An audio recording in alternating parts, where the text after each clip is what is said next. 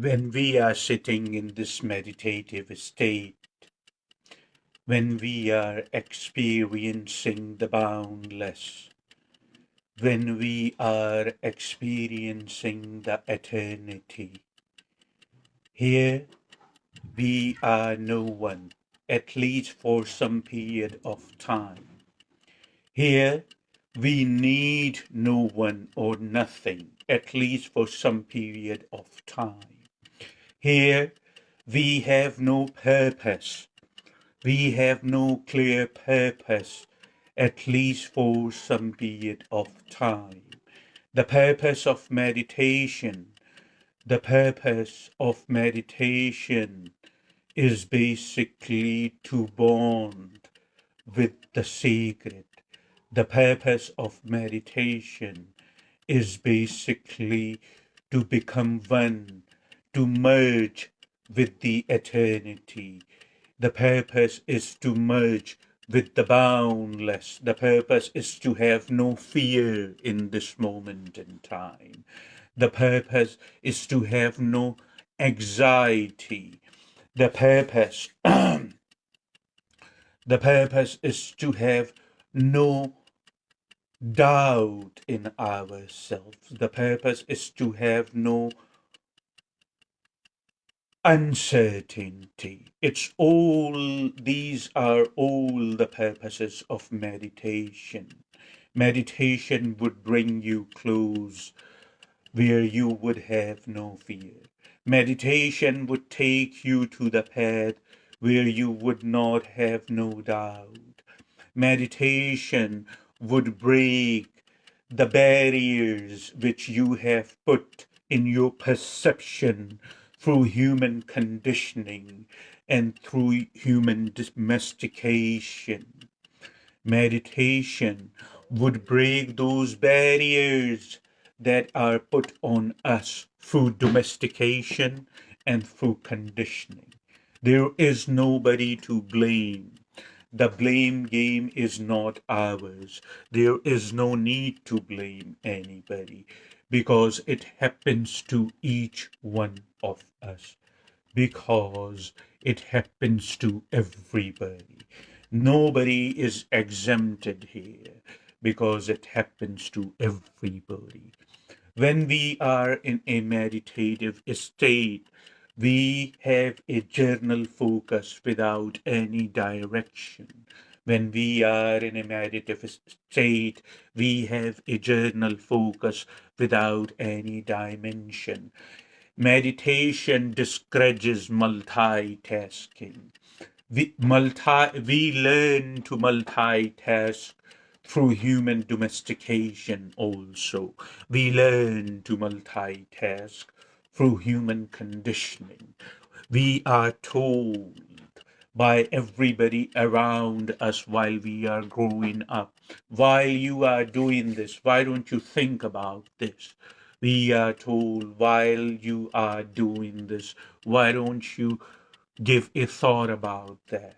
We learn to it, we learn to be skilled in multitasking. We learn to be, but multitasking creates and opens too many tabs in our mind. And eventually and gradually, it becomes the part of somehow our abstract nature. It's not in nature, but somehow it becomes the part of our abstract nature. Now, too many tabs in one time are open in the human mind, and the mind eventually, and the human, the being eventually loses control, if you understand. The being, the human, eventually loses control on thoughts. Now, any thought easily hooks our attention to anything it wants our attention to hook. We feel helpless. We feel that we have no help. We feel we have lost all the power on the mind and thought. I used to think that lie. long ago. But I control the mind, and I know it. It is very possible. Everything that we learn, we learn through focusing. Everything that we learn through repetition. Everything that we learn through by paying attention. But if we can learn something, but if we can learn to multitask, if we can learn to let our focus haywire, then in the same regard, we can unlearn it. There is always hope. This is what we are doing in this meditation. We are trying to reclaim our power on our mind, on our thoughts. Mind would tell you to get involved in the content of the thought. Now this is where the problem starts. We don't want to get involved in the content of the thought, because once we get involved in the content of the thought, it would just keep going. You see, once we board on one thought, we board on the entire universe. So before you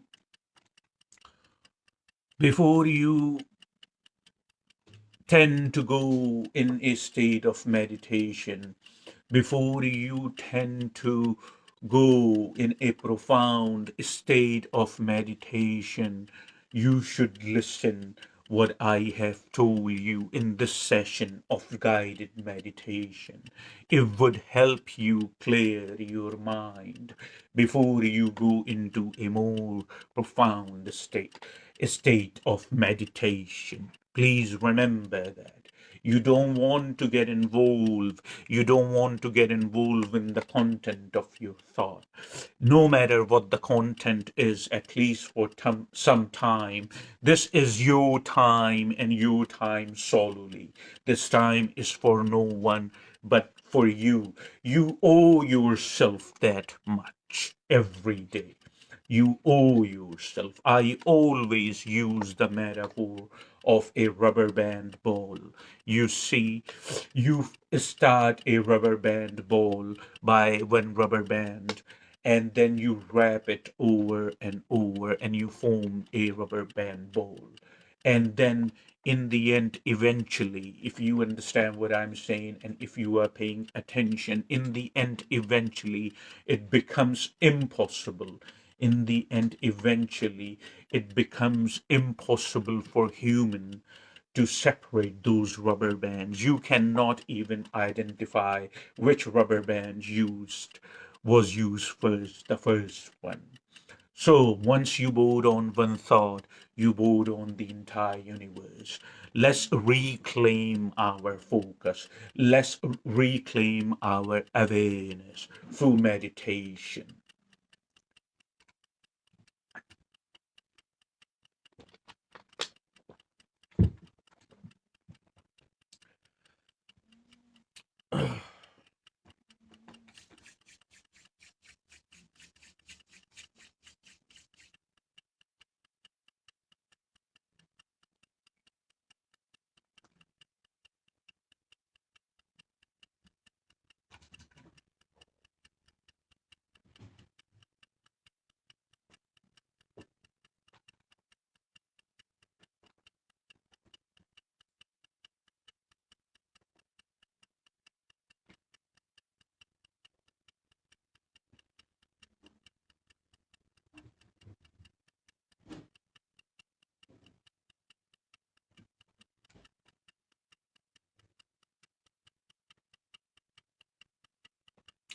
In our yogic culture, we subscribe.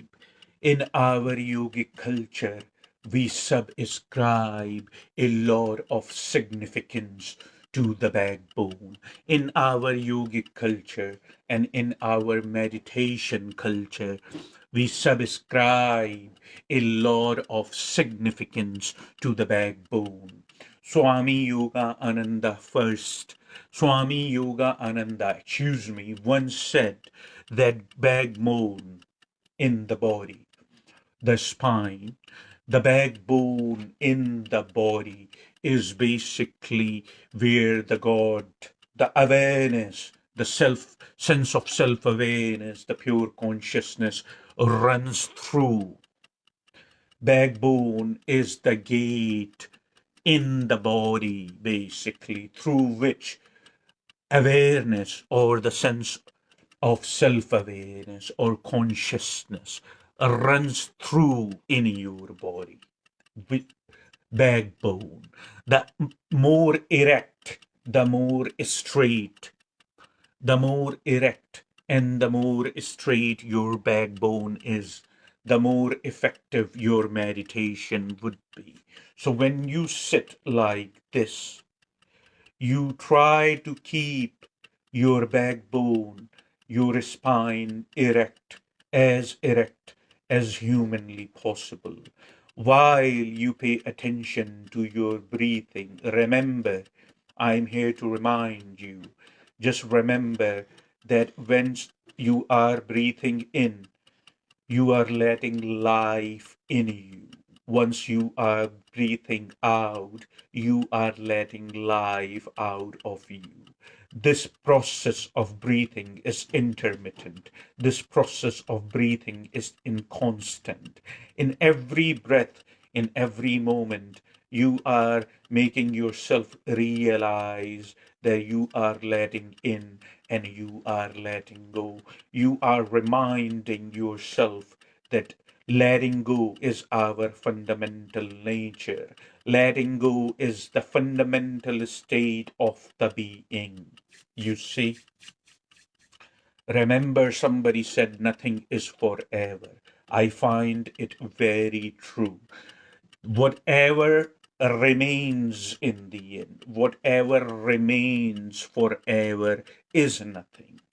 You see, so the fundamental, we through the breathing, we are reminding ourselves that we are letting life in, and when we are breathing out, we are reminding ourselves letting go is our fundamental nature. At least for some moment in time during the day, we become nothing. We are nobody's father, sister, lover, husband, wife, spouse, male, female. We are not even human here. We don't need nothing, at least for some period in time. And the last but not least, this meditation, this practice is happening without a reason. There are numerous things that we perform in our life for no reason. Lord Krishna said to Arjuna in Bhagavad Gita, Lord Krishna said to Arjuna in Bhagavad Gita that karma, actions do not cling to me. Lord Krishna said to Arjuna in Bhagavad Gita that karma and actions do not cling to me because I am not attached to the outcome of it. I am not attached to the reward of it. So let's learn again and let's reclaim that so many things, and let's remind ourselves that so many things we do without a reason. You see, it is not always significant or important to perform actions with a reason or outcome. When we learn and when you learn, I wish you all the best here, but when you learn not to attach yourself to the reward, when you learn not to attach yourself of the outcome of your action, then there remains no an I. Are you understanding what I'm saying to you? When you learn to detach yourself, when you learn to detach yourself from the result, when you learn to detach yourself from the reward of an action, then there remains no you and there remains no I. There just remains, there just remains the truth of the moment. And that truth of the moment we are trying to establish. That truth of the moment we are trying to establish through the meditation. I hope all this, what I have told you, I would definitely encourage you. I would encourage you to a point that it's the most significant thing. So before you tend to go in a state of meditation, maybe sit back, close your eyes, and play this video. This, my words would bring awareness, my words would bring clarity. The only mission I am on, the purpose of life is for me to bring clarity in the human perception. So before you tend to go in a profound state of meditation, my words would guide you that what is expected during meditation.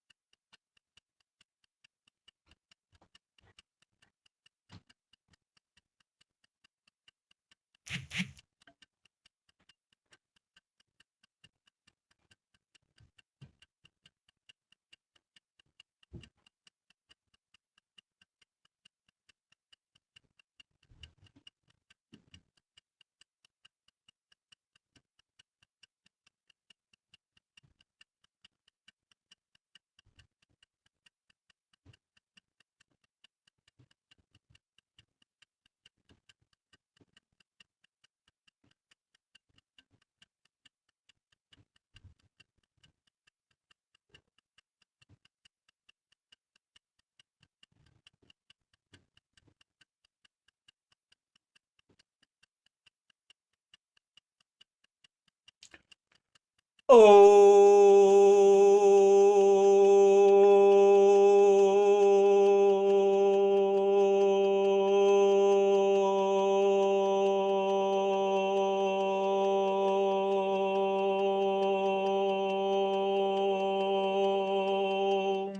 Shiva. Om